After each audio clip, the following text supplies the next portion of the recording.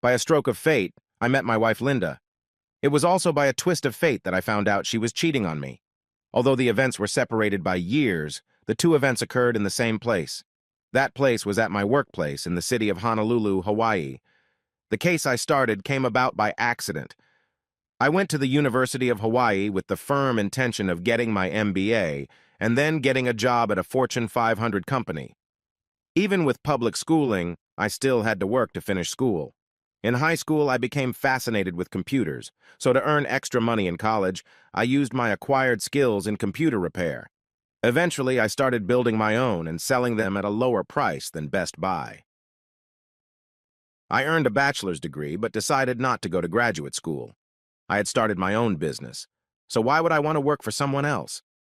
In college, I realized I wasn't good at interacting with people. That lesson was as valuable as my degree. I met Linda's brother Don before I even met her. He was having trouble with his computer, or rather his father's computer. He brought over his dad's old Intellivision gaming console. It was a little-known piece of gaming equipment, dating back to the 1980s. Don's dad was nostalgic about it, and Don wanted it restored for his dad's birthday. The thing hadn't worked in over 10 years, but Don found it in the attic. Don Eldridge was stacked like a brick. His chest was close to a rectangle. He played soccer as a defensive back in high school and college. Back then, he let his curly brown hair grow long and wild, and he had a beard to match. Add to that a very large nose, which could have been called a trunk, combined with the fact that his name was Don, and inevitably someone called him Mastodon. That name stuck. Every time he made a feint, fans would make an elephantine noise. Although he looked imposing in appearance, his demeanor couldn't have been friendlier. Don was always the guy who would reach out to pick up the player he had just dropped. He had a sense of fair play, as well as some intimidating skills on the soccer field. If he hadn't injured his knee his senior year at the University of Hawaii, he might have made it to the NFL. The Mastodon belonged to Hawaiian royalty. Despite not being athletic in the slightest, I have always followed the Rainbow Warriors.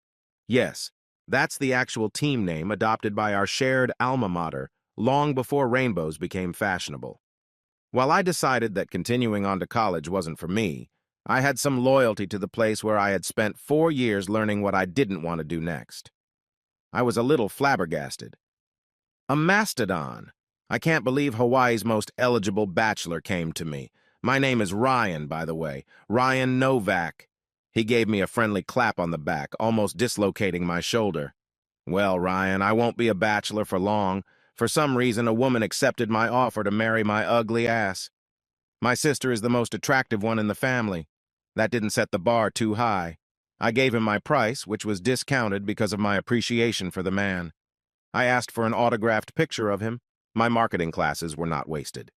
2 weeks later, I actually met Linda when she came to pick up Don's restored comp because he was doing local advertising or taking tourists on his boat for Mastodonty tour. I was blown away. She had the same curls in her long brown hair as her brother. Her nose wasn't as prominent and she was a few inches shorter. In fact, she had many of the same features in a much more attractive and petite package that also included breasts and dimples. She wasn't stunning, but she was definitely attractive and had obvious sexuality. We started dating, and that's how I met her best friend, Don's wife, Candace. Candace and Linda had grown up together since elementary school. Candace had been in love with Don since she hit puberty. Eventually, Candace turned into a woman, and Don noticed his sister's friend and started courting her. Or something like that. It's the saccharine version, I'm told. Candace has turned into a hottie. She's one of those Hawaiian women you see in the tourist ads. A mix of Asian and Native Islander with God knows what other bits of attractiveness mixed in. I had no doubt she had her sights set on him, and he was powerless to resist. All three of them shared memories that I wasn't a part of, but I eventually settled in. The only thing that was noticeable was that Candace was never called by the obvious nickname Candy. She thwarted every attempt to use the nickname, and one night when I asked her why, she said, "Candy sounds like a stripper who is empty-headed. I never wanted anyone to think of me that way." Don and Candace got married, and soon after, Linda and I did. Linda and I had 2 children. Don was shooting blanks, and he and Candace both wanted kids, so they adopted 2. They adopted each child about the same time Linda had ours. Adoption does take time, and it was like we were all in sync with each other. It was great to be part of a strong quartet. We loved being around each other. All the kids played together, and we were in each other's lives almost daily. Naturally, something so perfect can't last. The gods hate eternal happiness in our lives. I grew my business so much that Linda didn't have to work.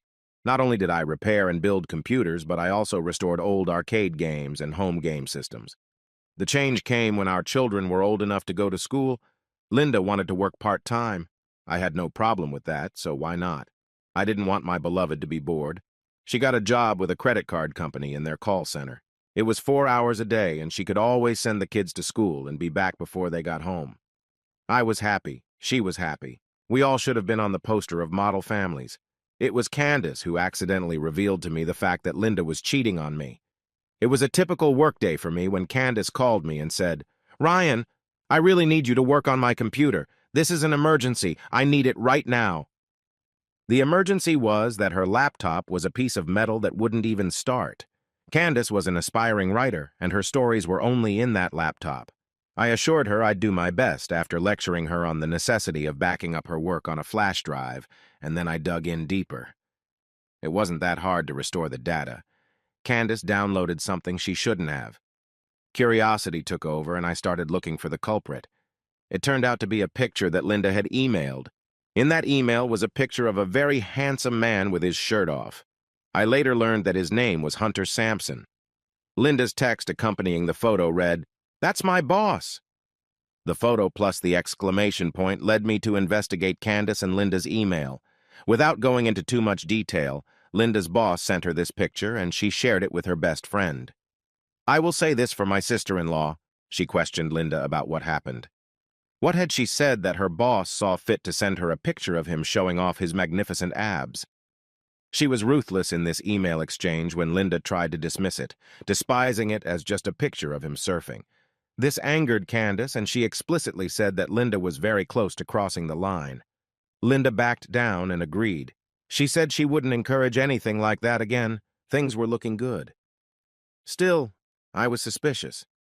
Was it really over after Candace told her off? I wasn't sure, so I looked at Linda's laptop. Knowing she knew what I did for a living, I knew she'd be smart enough to delete any damning emails, and smart enough to empty the trash can if she sent something that shouldn't be noticed. What she hasn't deleted is her sent messages. It confuses so many people. That folder was a revelation. Many of her messages were in response to a previous message, so I quickly got a pretty good picture. Linda sent him a picture of her breasts. She didn't send any of her pussy, even though Hunter had asked for it. She told him she would send one when he sent a picture of his buddy. He just told her she had to see him in person, because no picture could do it properly. After that, the subsequent emails got even worse. Yes, they had sex after that. They both raved about how good it was every time they met and couldn't wait for the next time they met. I did what any normal person would do, going through my wife's private email and discovering what I had discovered. I decided to meet her face to face that evening. It had to be handled delicately because it was a Wednesday, and the kids had school the next day. I didn't want the neighbors to call the police. Kids tend to remember moments like that. So when I got home that evening, I answered her when she said, "Hey, honey, how was your day? Let's talk about it later." She seemed to think I was troubled about something. I must have had a terrible face. She didn't press me. We ate dinner and put the kids to bed. We walked over to the couch, and she looked at me and said, "Whatever is on your mind, I hope you know you can talk to me about it." I'm so glad I can. It can be hard for a man to openly express his feelings. You've really made me feel comfortable, so I can express everything right now. I put my hand on top of hers. Linda seemed touched. "Of course you can, dear. I'm your protection." She squeezed my hand, and I squeezed it back, looking her straight in the eye and saying, "It really bothers me that you're sleeping with your boss. So I'd really like to talk about how we're going to handle the divorce so it doesn't hurt the kids." She pulled her hand out of mine like it was radioactive. Then her face turned white and she made a sound like a dying animal, jumped out the door, got in her car, and drove away. It didn't quite go the way I expected. I had a whole speech prepared, and her departure prevented it. It was a worse offense than cheating. I mean, I actually rehearsed so many select comments in my head. It only got worse. Now I had to get the kids ready for morning school, and that wasn't my thing at all. I had no way to vent or get an explanation, and I was suddenly a single dad with 2 kids. Linda remained silent for the next 2 days. I had no idea where she was or what she was thinking. She just disappeared. Explaining to the kids where she went was a stalling tactic. Until I heard from her, I had no idea what to say so as not to traumatize them. So I told them what I thought they could understand without worrying. Mom is visiting Aunt Candace and Uncle Don. As it turned out, this was true. Linda was living with her best friend and her brother. I found this out over the phone from Don, who invited me over to his house to talk to Linda without the kids. I love Don and Candace. This was clearly an intervention. Curiosity made me agree, as well as a desire to finally give my speech. The intervention took place at Don and Candace's house. Don and Candace were sitting on the couch, a friendly couple. Linda and I were sitting in comfortable chairs facing the couch. Looking back, I realized it was a good arrangement. It was as if Don and Candace weren't taking sides, rather we were both on trial. Don started the conversation by saying, "Ryan, I love you. You have been a wonderful husband to my sister, and I will always adore you for that. However, I know my sister has hurt you. I hurt too, brother. I want you to know that. I hurt for both of you."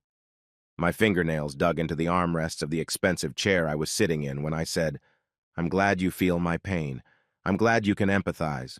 I really want Hunter to share my pain too. I mean, he really played a part in it. I wish he could feel the pain all over his body because that's how I feel right now." "I hope you're not thinking of physical abuse," Candace interjected. "Just a little bit. I want to hit him with a cricket bat." "Why not with a baseball bat?" Candace asked with a slight smile. "Because I don't want to go to jail for assault, and I think a cricket bat would probably cause less injury. I also like the sight of that flat bat spanking his ass. I want his body to hurt so much that it hurts to put on or take off his clothes. This is impractical for 2 reasons. Why? We live on an island where no one plays cricket. So where are you going to find a cricket bat?" Don was right. "The second reason. Violence never solves anything." "I disagree. It stopped fascism in Europe. You can't compare Hunter to a Nazi." "Well, you're right. There's no comparison. The Nazi never had sex with my wife. I know the worst thing for you is lying and deceit. This breach of trust is going to be hard to undo." I was silent for a few seconds. Everyone looked at me, waiting to see how I would react to her overture. "That's not really the worst of it. The worst part is that you've had sex with someone other than me." Linda tried to keep what she thought was a chance for me to accept her sincere and remorseful confession. "I only had sex with him 7 times. I nodded. "What a relief. Thank God only 7 times and not some unforgivable number. Since you all seem to be experts on the subject, what exactly would that number be?" I looked at everyone in the room.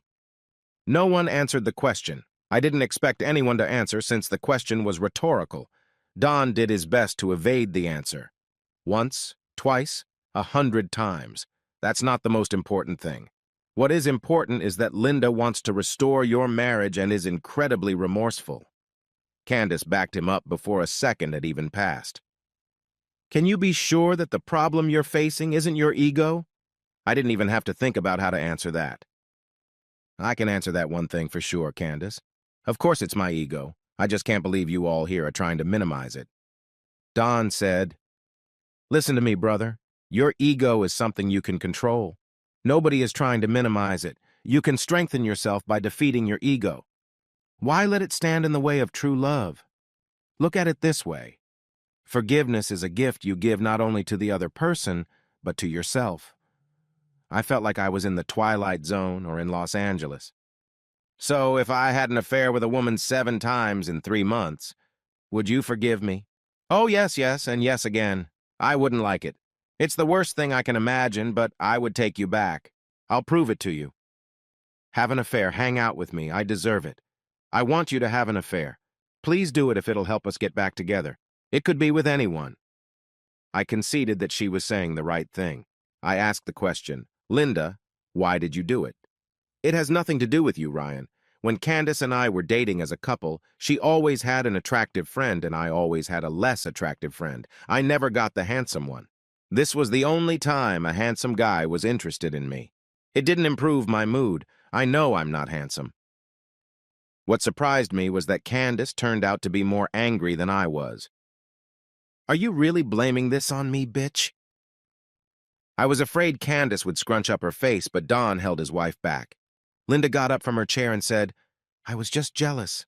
Oh, please don't think I blame you. You're my sister. That was my insecurity. I don't want to lose our friendship." Candace stopped pulling out of Don's embrace and said, "We always have been and always will be sisters. I'm sorry you didn't get the handsome men. You deserve it, although no handsome man compares to my Don.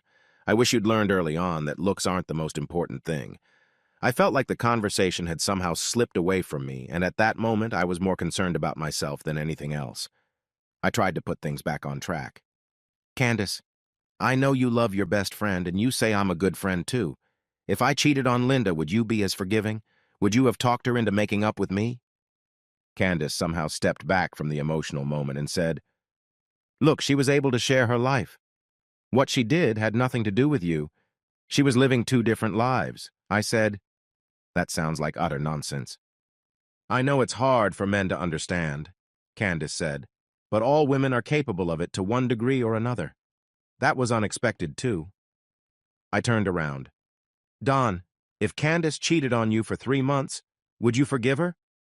Don looked at me resentfully. "That's a ridiculous question. Candace is not some dirty slut who would betray her husband and spread her legs for some man and risk her marriage." Linda began to cry with a wail. Don ran into an obstacle and backed up. "What I meant was that we can all be tempted, even Candace. She'll always overcome temptation, but if she doesn't, I'll forgive her. Even if she gives in to temptation 7 times? Once, twice, 100 times. That's not the point. It's about dealing with your male ego." Well, my love for Candace is stronger than that. That sounded like bullshit to me, so I asked his wife, "Candace, if you cheated on Don, who I know you love, would you expect him to forgive you?" "I can't believe you're even asking me. I'm not some whore." Linda shrieked and collapsed into a fetal position. Candace ran up and hugged her. "No, you're not, Linda. You're not a slut just because you've had sex with another man other than your husband." Linda howled even louder. "Having sex with someone else doesn't make you a slut. You're not a cheater. You didn't do it for the money. You did it because you have low self-esteem issues." Linda started shaking and punching herself in the face. I could see Don contemplating whether to call an ambulance. Don and Candace were holding Linda's hands. I tried again to summon the voice of reason into the room after Linda held back from attacking herself. I looked at Candace. "So let's see if I got this right. Linda wants me to have an affair. Don says he'll forgive you for having an affair. You say it's okay for someone to want sex with an attractive person. Did I get that right?" "Yes," Don replied. "We all tell you that. Candace, you also told me that I should love Linda as much as you do because I'm the one who married her." "Yes, Ryan. You married her for better or worse. Don and I show more concern for her well-being than you do. She's obviously hot." "Well," I said, "you've all given me a lot to think about. It seemed like a good time to apologize and get it over with. I liked Don, I liked Candace, and I liked Linda a hell of a lot. To cut them all out of my life would be painful. However, that evening turned into a circus, and not in a good way. I left that night feeling like I had ruined their close relationship, but none of them really cared about me. I went home and stared at the ceiling for hours, pondering. Around 3 a.m., an epiphany came over me. I actually slept for 2 hours after running it through my head several times. I woke up to the doorbell ringing after drinking my first cup of coffee. Yes, I wake up after my first cup of coffee. I don't remember how I somehow got the kids off to school. I wasn't sure I fed them. It was Candace. I invited her in, but was wary. The previous night had been a shit show. I grabbed a second cup of coffee and poured her one. "I'm sorry about the shit show last night," Candace said. I almost spit out my coffee when she echoed my thoughts. After a few seconds, I said, "I've decided you're right. You show more concern for her well-being than I do, so I have a solution. I'm glad you've come to your senses." I paused for dramatic effect. You and I are going to have an affair. 7 meetings. After that, Linda will be completely forgiven. What? Seriously, what? Linda said I could have an affair if it would help. So I'm taking her word for it. Don said he'd forgive you if you cheated on him, so I'll take his word for it. You said you were eager for me to forgive Linda, so I'm taking you at your word. I have to talk to Don about this before I even think about it. It would ruin the situation. Linda kept it from me, lied and kept me in the dark. It has to be the same. Don has already said he'll forgive you, so you don't need to consult him. Linda never told me. I'm the one who caught her. Tell him when it's over if you have to. Hell, I want you to tell him after it's over, but not before. It still won't be as sneaky as Linda's behavior. I'll be sure to tell Linda, too. How the hell am I supposed to see Don every day and keep it a secret? You have to share your life. I've heard you say that all women can do it better than men. I don't think I can do it. There's too much to think about. Why don't you just find someone else? Well, I'm pretty sure I'm not going to find the right hottie that I'm really attracted to. I'll probably have to hire an escort. I'm not comfortable with that. You have a vested interest and an amazing body, so you are the one who is my option. She replied, I'll have to think about it. Of course, that meant no. I wasn't surprised that Candace didn't really mean what she said that night. She just didn't try all that nonsense on herself. I was making plans for a divorce. Suddenly, 2 days later, Candace changed her mind. I've decided to accept your request. I wish I could say it was because she was crazy about me. But alas, the real reason was domestic, and perhaps predictable. She showed up at my house in a frenzy, not even knocking, just opening the door and barging in. I can't take it anymore. She's driving Don and I crazy. She's destroying my marriage. I could have said something sarcastic at that point, but when things are going well, it's best to mind your own business. Which was a shame, because I did have something to say. Candace agreed to all my terms. Her only demand was that I would actually forgive Linda completely if Candace followed through. Honestly, I didn't expect her to ever agree with everything I said, so I hesitated for just a moment. After a brief pause followed. Absolutely. I'm only doing this because she's my best friend. I'm not too fond of you right now. She agreed, though, and that was what really mattered. We started working out the details. It'll look suspicious if you forgive Linda immediately. How do we sell this to Linda and Don that you're taking Linda back? I had an answer to that question. All I needed to do was offer Linda a lifeline. That afternoon, I called Linda during my lunch break. Linda, I need you to report your relationship with Hunter to Human Resources. Report what? I can't claim it was sexual harassment. I'm not going to lie. I'm not asking you to do that, my dear. I'm not asking you to do anything unethical that will affect your conscience. However, in reading your employee handbook, I found that there is a policy against communication between a supervisor and a subordinate. You know, one of the measures to prevent the possibility of sexual harassment. You really work for a good company. So just report the relationship. She did. Turns out Hunter was married to a very wealthy woman with a prenup. It's a gift when your enemy puts his own head in the noose and all you have to do is knock the chair out from under your feet. Let's just say Hunter got in trouble and left Hawaii, so he was never seen again. After Linda made it, I welcomed her back home. I greeted her with kisses and we made passionate love that night she came home. Linda and I were together again. Although it was conditional, I hadn't set aside my reservations. Linda could feel it. We made love and acted like a family. But she knew I hadn't fully forgiven her. She knew there was still a wall. She was right. That wall wouldn't come down until Candace made up her mind. Candace didn't back down when I agreed to our first date. I decided it would be spectacular. I booked a room at the Four Seasons Hotel with a king-size bed. I placed rose petals on the lightly fluffed bed. I lit candles and made sure they wouldn't set off the smoke alarm because I had turned it off.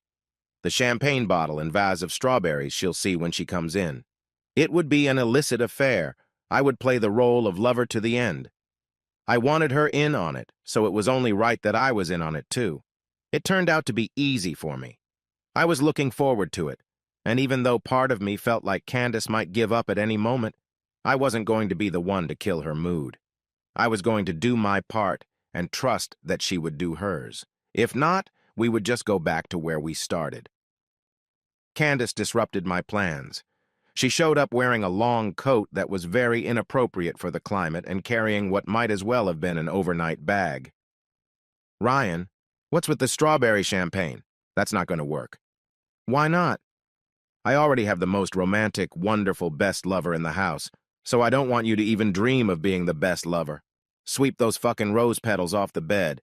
I also don't eat strawberries, and just give me a few minutes in the bathroom. Does that mean you're backing off? No, it just means we're gonna have sex, not make love. I better not see a single pink petal on the bed when I get out of the bathroom. Walking in with her bag, she slammed the door shut. The woman who emerged from the bathroom was bundled up in a black bra that was a size smaller and black panties that looked like they had been painted on. Her newly applied lipstick was a red shade that I think was called Take Me. So if it works, I'm Candy. You don't make love to me, you don't call me Candace, I'm Candy. I'm not your lover. Every time we meet, I'm Candy, and I'm here to sleep with you. That's my whole plan. I was all ears. Call me Candace one time, and it's over. From now until we're done, I'm Candy. Do you have a problem with that? What for? I grabbed her, and our tongues were dancing in a flash. This wasn't at all what I'd envisioned or planned. This was so much better.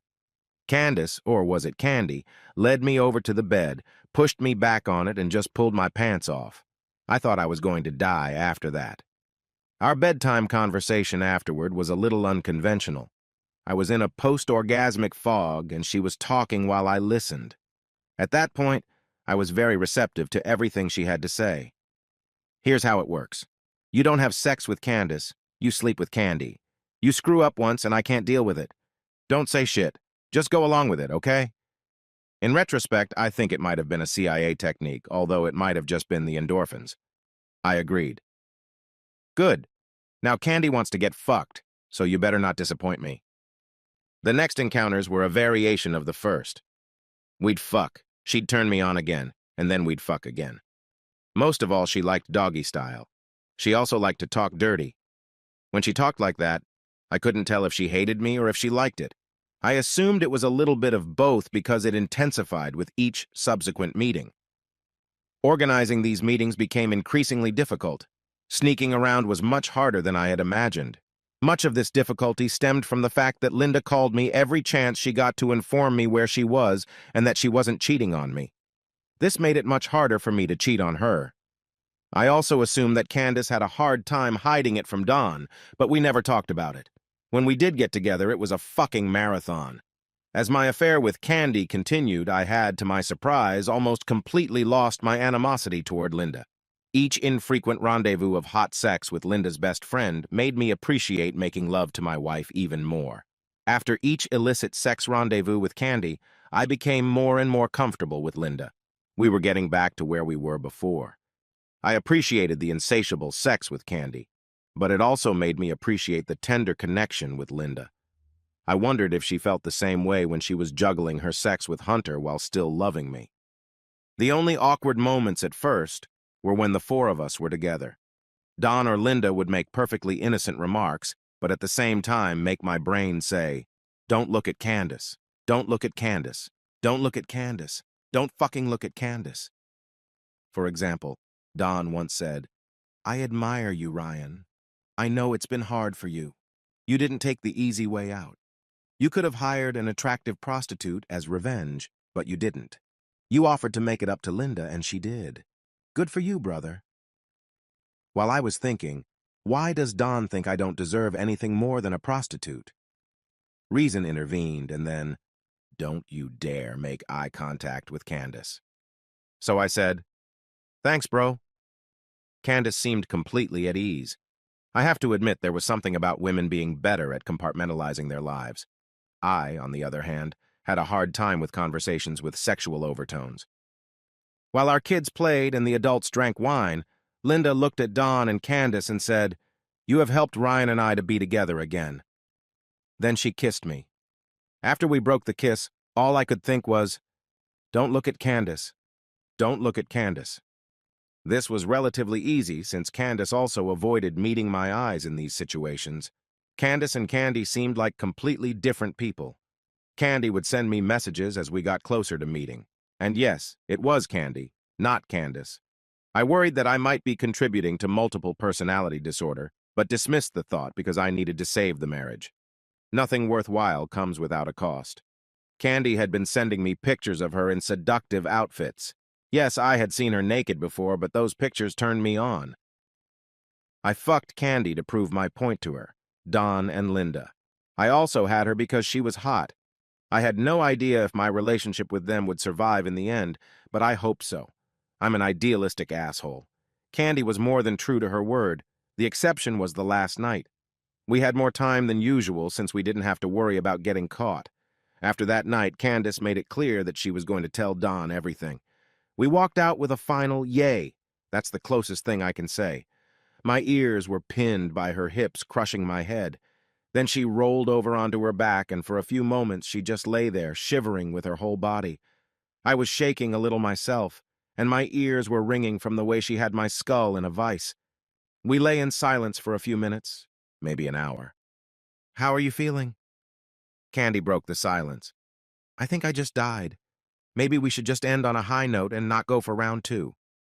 She actually giggled before she said in her most girlish voice, "I was really hoping that the rumors about you being a slacker weren't true." I had 2 more orgasms after that, and I have no idea how many she had. We were both so loud and vocal, I'm surprised the other couples sleeping in that cheap motel didn't report us to management because we were interfering with their own sex. We definitely came out with a bang and more than a few sobs. After our last frenzied sex, I showered first and managed to mostly regain my equilibrium.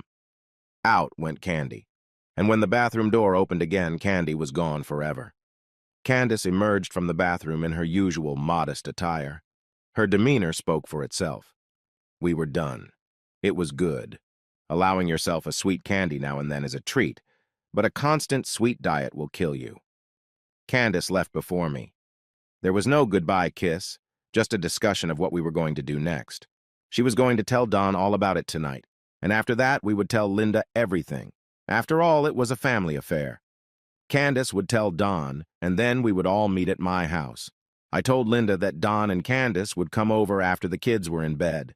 It was time to put everything on the table. Don had something come up, so he was going to be late. So it was just me, Candace, and Linda. I went first. "Linda, I'm totally ready to forgive you. In fact, I already have. But before you accept it, I think Candace should speak up first." Linda was flustered to hear me say that, then looked questioningly at Candace. "I slept with Ryan." Linda immediately gave Candace a hug.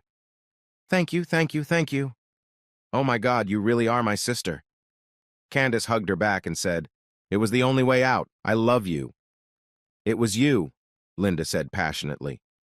"Now I don't have to worry about whether Ryan got sick or if someone got pregnant. Thank you. It didn't go the way I expected. I assumed the mixing was total crap. I didn't believe anyone was sincere in what they were saying. Turns out I was wrong, at least in regards to the women. When I'm wrong, I admit it, no matter how painful it is." I joined them in a group hug. I looked at Linda and said, "All is truly forgiven. I want to spend the rest of my life with you." She jumped on top of me and kissed me. "Thank you, my love. You will never regret it." Well, I think we all learned some valuable lessons here. In the end, I had to calm her down. I looked at Candace and said, "You've shown me a lot, and I want to apologize to you. I embarrassed you, and you showed me the true meaning of love. I was wrong to ask you to do that. You made me a better person by showing me what true love is." Candace hugged me tightly and kissed me on the lips, not at all like she had been doing lately. "I did this for both of you. You two belong together." The doorbell rang. I assumed it was Don. "I'll get it." As I approached the door, I realized I had a lot to say. I had learned a lot about myself and the people who were close to me. Tears came to my eyes as I realized that the people around me were far more selfless than I was. I tried to point out how hypocritical those around me were, and I discovered that they weren't. It was really all about my male ego. I had to apologize to everyone, but especially Don. "Don, the women out there are crying all over the place. To tell you the truth, I feel like crying myself. I've learned quite a few things about myself, and not all of them are good. I've learned some things about myself, too. I think we all may have gotten something wrong with the whole male ego thing." I dismissed the idea too lightly. Don had a husky tone and a strange look on his face. It took me a while to realize it, as it was a feeling I'd never seen from Don before. And then it hit me. Barely contained rage. Ah, that was it. At that moment, I had two questions.